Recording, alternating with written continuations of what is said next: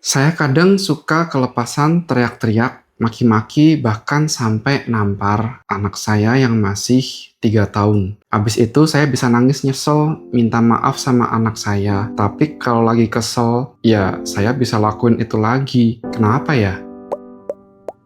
Tufara, act and play. Banyak hal ya yang terjadi waktu kita jadi parents gitu, dan banyak hal baru yang kita mungkin nggak sadar sebelumnya ada di dalam diri kita, terutama yang namanya childhood trauma masa kecil. Itu baru keluar semua, baru terungkap waktu kita punya anak. Dan untuk ibu baru, new moms, memang setelah melahirkan ada perubahan struktur otak yang baru akan pulih setelah sekitar 3 tahun setelah melahirkan. Jadi memang secara emosi, secara fisik, secara mental sangat draining jadi parents itu. Tapi kenapa kadang kita melakukan apa yang kita nggak mau atau nggak suka lakukan? Karena ya sulitnya itu yang kita punya, itu yang kita terima waktu kecil. Misalkan saya sendiri kadang mau marah gitu sama anak waktu ada kejadian di mana sebenarnya anak ya cuma melakukan apa yang kebanyakan anak lakukan gitu. Tapi karena itu yang saya terima dari kecil, ya itu yang saya tahu bagaimana cara merespon tingkah laku anak kecil.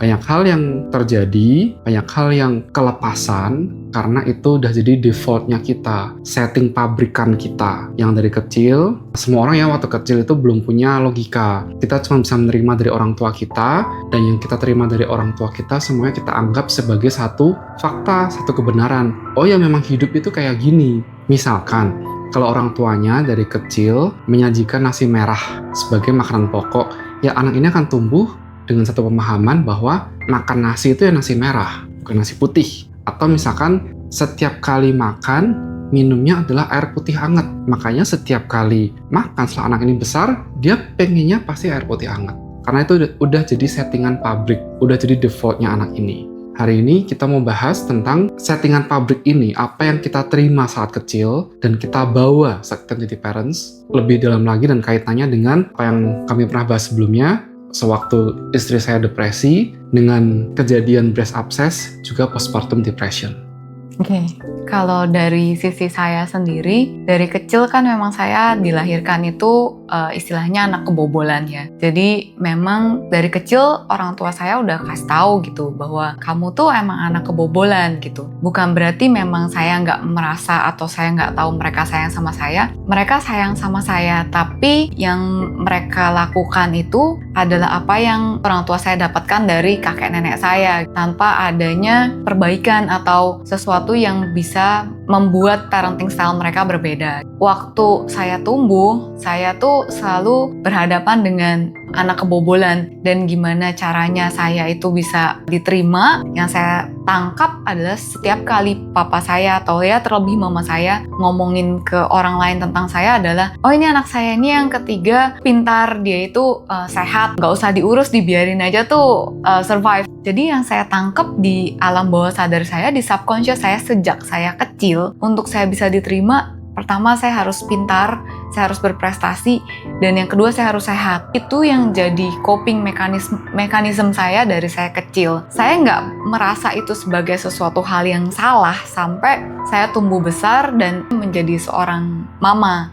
Dari dulu saya merasa bahwa ya udah, pokoknya kalau sedih, kalau apa, pokoknya ditahan. Yang penting tuh papa mama saya tuh ngeliat saya tuh selalu fine, saya tuh gampang diurus anaknya. Sampai satu kali saya juga pernah, saya tuh pengen ngerasain sakit tuh kayak apa sih. Saya sempat minum Panadol, tuh saya itu baru umur 8 tahun kurang lebih. Saya minum Panadol tuh 3 tablet langsung, Panadol dewasa ya. Saya cuma pengen ngerasain saya tuh sakit tuh kayak apa gitu kan. Saya cuma demam sebentar, terus besokannya udah gak kenapa-napa lagi. Dan papa mama saya tahu itu, dan dibilang ya cuma, untung aja ya gak kenapa-napa nih anak. Ya besoknya udah sembuh lagi gitu, udah sehat lagi gitu. Begitu saya punya anak ya baru keluar itu semua. Waktu anak saya sakit, saya langsung anxiety attack. Saya ini mama yang gagal, nggak becus gitu, ngurus anak satu aja tuh nggak bisa. Itu tuh ada di dalam kepala saya karena anak saya tuh sakit. Saya bukannya bikin sesuatu yang nyaman buat anak saya atau melakukan suatu hal yang membuat kondisinya membaik, tapi karena saya frustrasi, sayanya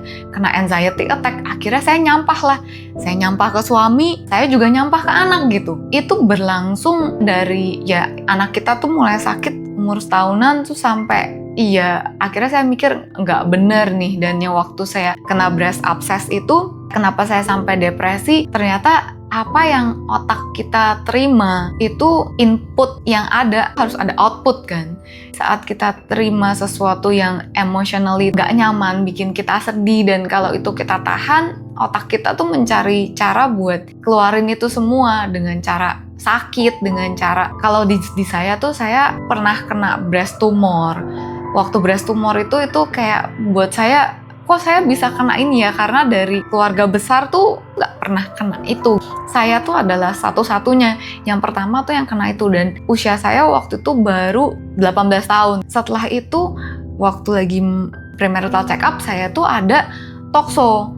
Terus habis itu kita menikah, saya tuh sempat keguguran juga, dan yang terakhir ya kena breast abscess itu. Dan waktu saya proses itu, saya ke psikolog, ternyata ya beliau bilang bahwa apa yang saya alami dari kecil dengan menekan semua emosi, dengan menekan semua perasaan yang ada, ya akhirnya badan saya tuh mencoba menjerit gitu.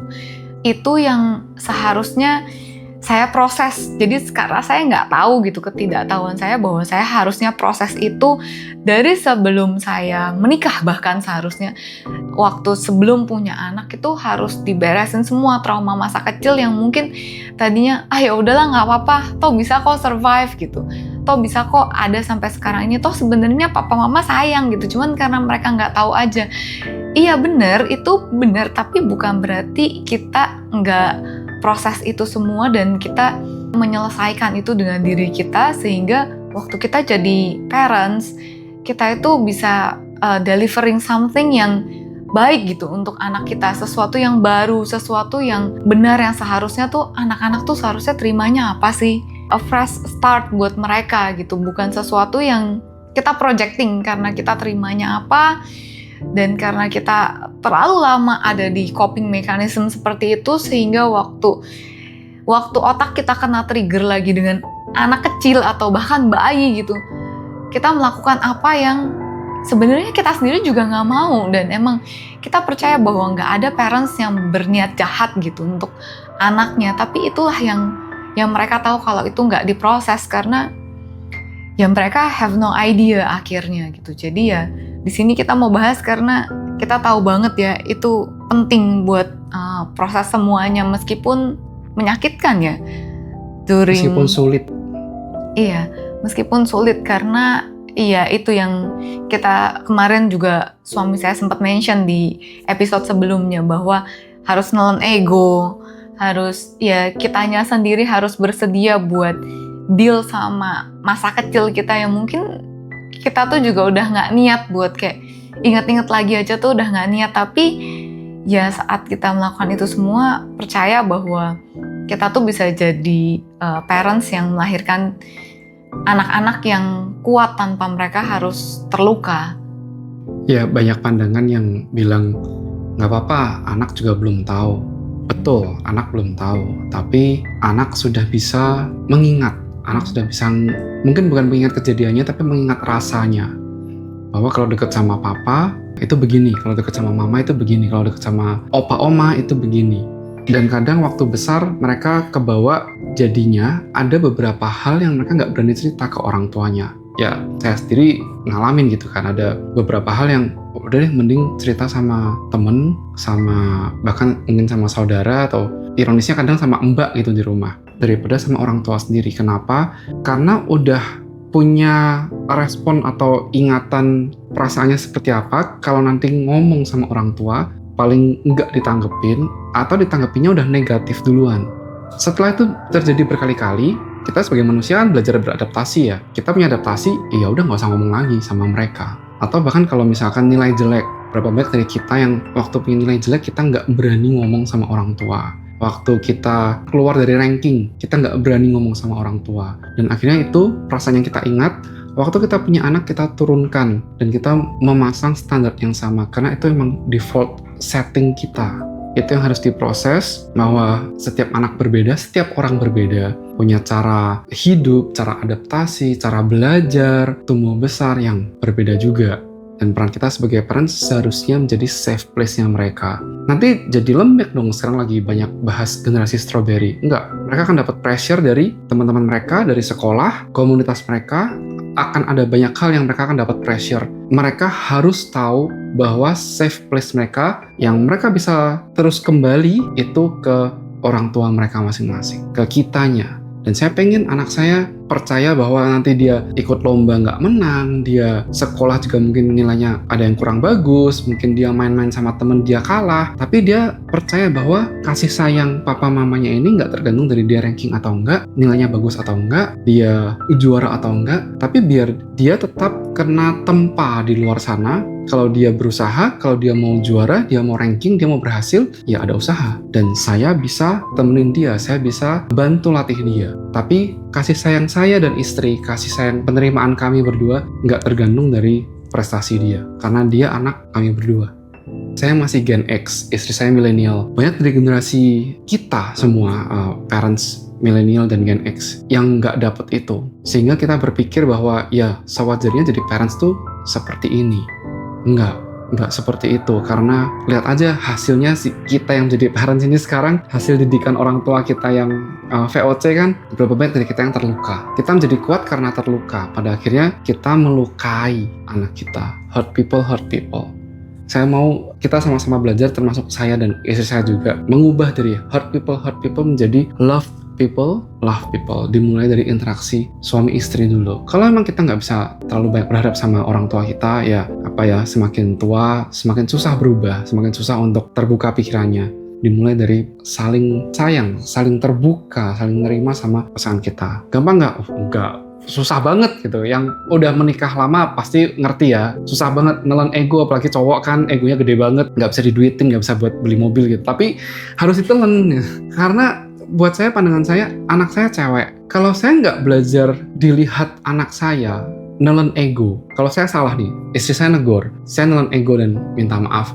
Gimana saya berharap anak saya punya pasangan nanti bisa menghormati dia juga? Waktu pasangannya berarti akan jadi menantu saya, menantu cowok. Waktu salah dan anak saya tegur, saya mau menantu saya tuh balik marah ke dia, nggak menghargai dia atau ninggalin dia, atau ya karena emang salah, ya udah dengan ego saya sorry ke anak saya. Apakah saya mau anak saya dapat pasangan yang nggak menghargai dia? Itu semua dimulai dari kita sebagai parents kan. Dia akan itu akan jadi default settingnya dia. Gitu. Apa yang kita parents lakukan akan jadi default settingnya anak kita. Ya, dia bakal mikir, orang tua aku aja kalau misalkan salah, saya sorry sama aku. Tapi kok dia nggak mau sih gitu kan? Kok dia kayak gitu? Anak tuh juga pasti akhirnya dia sendiri akan memfilter pertemanan di hari-hari kedepannya. Jadi ingat juga kalau di sisi aku itu, karena nggak pernah tahu bahwa dicintai dan diterima itu apa adanya. Unconditional love itu aku nggak pernah terima, nggak pernah literally diomongin gitu. Pertemanan sejati yang nggak mandang siapa lu pintar atau enggak, lu kaya atau enggak, bener terima apa adanya itu menjadi sesuatu yang akhirnya aneh gitu. Karena orang tua kita udah selipin pasti ada apa-apanya deh dia temenan sama kamu. Dan juga dari sisi orang tua juga nggak ngasih itu gitu kan. Sehingga aku tuh tumbuh besar, ya udahlah yang penting ada yang mau nemenin, mau dia ngarepin contekan atau apa, ya udah kasih aja lah. Yang penting aku ditemenin gitu, yang penting ada yang nemenin aku gitu. Akhirnya itu jadi spektrumnya ada yang satu people pleaser yang udah deh apa aja deh, yang penting dia mau temenan sama aku, yang penting dia mau barengan sama aku, atau satunya lagi kayak udah capek nggak usah temenan, sendirian aja. Nah biasanya yang satu yang people pleaser sama satu yang orang bilangnya lone wolf, serigala yang sendirian gitu. Habis itu married kan, jadi satu, jadilah kami berdua hasil itu gitu. Yang satu nggak mau punya temen, merasa temen tuh nggak butuh sama sekali. Yang satu jadinya people pleaser. Dan kalau kami berdua nggak ngomongin itu, nggak beresin, dan saya ingetin istri saya, ngapain sih ngorbanin diri buat nyenengin orang lain gitu, diri sendiri jadi korban. Dan istri saya nggak ingetin saya buat open, buat cerita apa nih kalau nggak bisa sama aku, sama temen siapa gitu. Ya kita nggak akan bisa kasih anak kami pengertian yang benar bahwa berteman itu perlu. Nggak ada orang yang bisa hidup sendirian, nggak ada. Tapi juga nggak boleh ada temen yang memanfaatkan pribadi kita. Dan dua itu harus balance. Itu works in progress ya. bukan sesuatu yang kita bisa, oh kita udah selesai nih. Enggak, itu akan terus works in progress, dan itu juga yang harus dipelajari oleh anak kita bahwa nggak ada finish line-nya. Hidup itu ya berproses terus. Ya, jadi ya kalau kita tetap bikin salah, ya kita juga harus say sorry ya ke anak kita, bahwa maksudnya kita pun sebagai orang tua tuh nggak sempurna. Ya kami juga ada saatnya kami juga bikin salah, dan kasih contoh ke anak bahwa saat kita salah, kita minta maaf. Jadi anak pun juga secara natural ya, dia belajar bahwa ya kalau saat dia salah tanpa disuruh dia akan minta maaf. Dan juga saat ada orang lain bikin salah sama dia, itu juga jadi filter lagi buat dia bahwa dia salah, kenapa dia nggak mau minta maaf. Akhirnya dia sendiri pun juga akan tahu bahwa mana orang-orang yang dia memang akan berteman dekat, mana orang-orang yang ya udah kita kenal aja, cukup kenal, saling kenal aja gitu, nggak sampai ke pertemanan yang dekat. Kembali ke pertanyaan orang tua yang kalau lagi emosi teriak-teriak, maki-maki, bahkan sampai tampar anaknya. Saran kami ya, cari bantuan profesional. Respon setiap orang berbeda dan masa lalunya juga berbeda-beda. Butuh diproses secara profesional. Cari komunitas yang baik. Cari komunitas yang bisa terima apa adanya. Sulit? Ya bener, memang sulit. Tapi worth it. Sekali kita ketemu, kita bisa nyampah di tempat dimana kita tahu sampahnya nggak akan dibawa-bawa kemana-mana. Kita tahu di situ aman, kita bisa jadi diri kita apa adanya, terima kelebihan dan kekurangan kita, saling support, itu yang paling penting, saling support. Biasanya komunitas seperti ini punya musim yang mirip, anak-anaknya umurnya mungkin ya beda-beda 1, 2, 3 tahun, melewati masa-masa sulitnya itu yang mirip juga. Jadi bukannya judging, gimana sih jadi parents malah emosian, gimana sih malah anak sendiri dimaki-maki, dipukul gitu. Tapi mereka bisa ngerti, iya memang kadang capek dan suami nggak ada, suami harus kerja, terus misalkan jauh dari orang tua, jauh dari keluarga besar, memang belum bisa punya mbak atau neni, ya mereka kan bisa berempati. Dan buat parents yang lain juga, waktu ada manifestasi dari trauma yang kelihatan seperti ini, cepat-cepatlah cari bantuan profesional. Paling gampang awalnya ceritalah sama temen yang memang bisa dipercaya. Ini sesuatu yang kita akan terus proses sampai kita mungkin umur, ya sampai kita meninggal ya. Kita akan terus proses hal-hal yang terjadi di masa kecil kita, nggak akan pernah berhenti, tapi bukan berarti kita harus biarin gitu aja. Semoga hal ini membantu parents, papa mama, ayah bunda, tetap semangat ya. Nggak gampang, jadi parents nggak gampang, jadi pasangan suami istri aja nggak gampang. Jadi parents yang sehat ya. Betul. Sulit. Ya, menikah itu sulit, parenting itu sulit, tapi lebih sulit lagi itu bercerai. Lebih sulit lagi punya anak yang anaknya nggak mau deket sama kita. Dan banyak generasi orang tua kita sekarang ya, generasi baby boomer, mereka punya anak yang nggak mau deket sama mereka. Itu sesuatu yang jadi konsekuensi gitu, bukan anaknya yang, saya nggak akan langsung bilang anaknya durhaka, tapi ada akibat, pasti ada sebab. Dan apa sih yang menyebabkan anaknya nggak mau deket lagi sama orang tuanya, yang kasih makan, yang kesekolahin, yang jayain semua kehidupannya, kok sampai nggak mau deket. Nah, saya nggak mau ada parents yang punya pengalaman seperti itu dengan anak-anak kita ya. Pengennya nanti kita tua, anak-anak yang teleponin, "Pa, Ma, yuk, udah lama kita nggak makan bareng." Atau, "Pa, yuk kita pergi yuk ngopi berduaan, Mama nggak usah diajak dulu deh, mau berduaan sama Papa." Atau sebaliknya, "Ma, yuk aku anterin Mama ke salon. Hari ini mau aku ajak ke salon, ke spa. Udah Papa nggak usah ikut deh. Hari ini khusus waktu aku sama Mama." Untuk menuju ke situ ada kerja keras yang kita harus lakukan. Yang paling besar adalah memproses trauma kita, sehingga kita bisa kasih fresh start tadi ke anak-anak kita. Ingat parents, you got this. Semangat ya. See you next time.